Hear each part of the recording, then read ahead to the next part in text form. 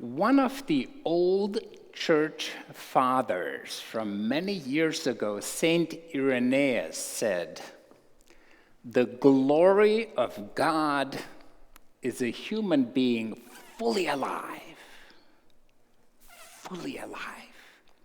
So what makes you come alive? What is the energy?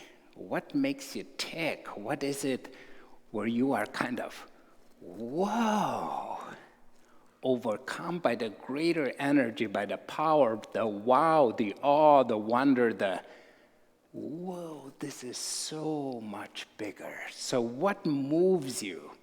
What makes you come alive? One of the Greek philosophers, Heraclitus, he's the same guy who said you can step into the same river only once because the river will be different next time you step in it. He also said everything is fire. Everything comes from fire.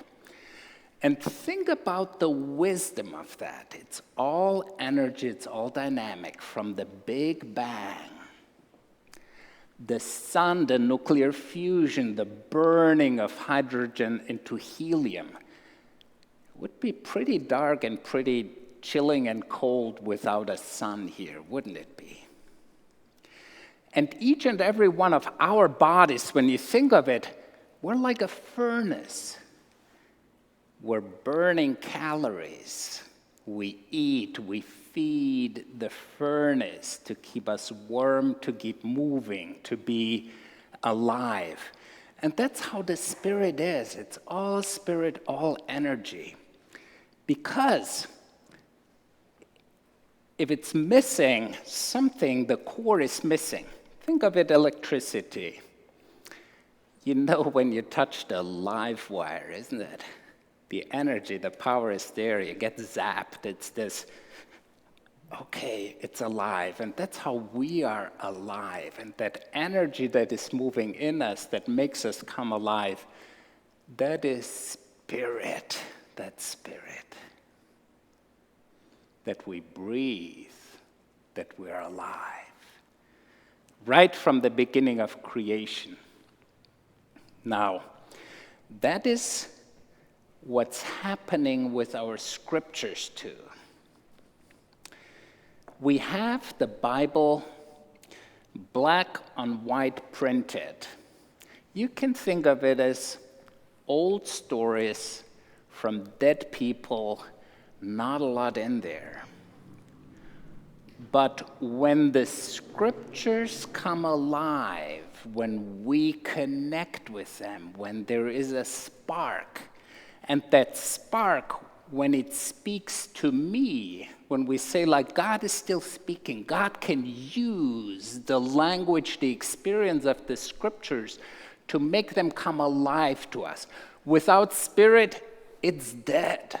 It's just ink on paper, it's dead. But then the spirit comes, revives it, the same way as the spirit makes us come alive. And that's how the scriptures come alive again. Now, there is a Jewish scholar, Peter Pitzele, and in the Jewish tradition, he describes the Torah and the Hebrew scriptures as two roles. They have two roles. One is black on white, that is the printed word, and he describes it in the old Jewish tradition as the black fire.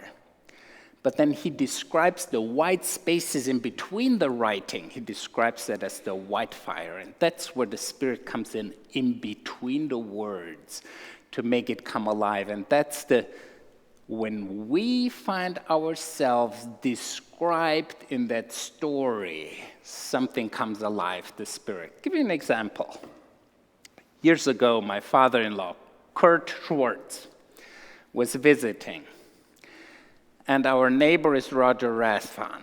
Now, Roger does not speak one word in German. Kurt Schwartz doesn't speak one English word. You put them together, you send them to Lowe's. Because they're all both handyman and so on. And they come back, and something happened. Even though they didn't speak a word, something happened because they connected on a deeper level. That's for me a Pentecost moment. We may not need to speak the same language, but there is a language of the heart. There's a language of where we are created in God's image, where we recognize a piece of God in us, in our souls, in our hearts. And Charles Wesley had this experience of the warming of the heart, that Pentecost, Spirit has to do something with our hearts, with our souls, with our experiences. In the Wesleyan tradition, where we live with scriptures as church overall is like a square.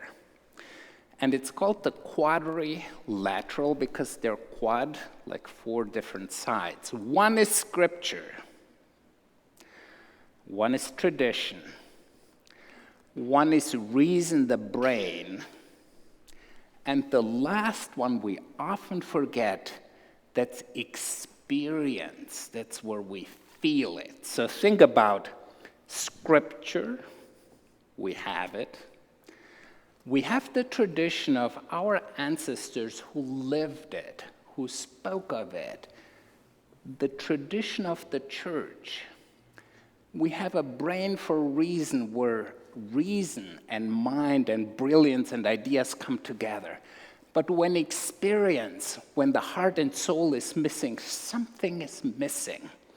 So Pentecost and church has something to do with the experience, where you come alive, when you feel the fire in your bones, when you know things matter.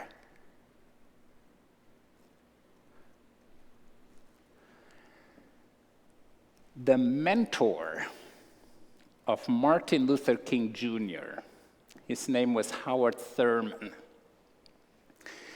And he had a very deep and wise saying.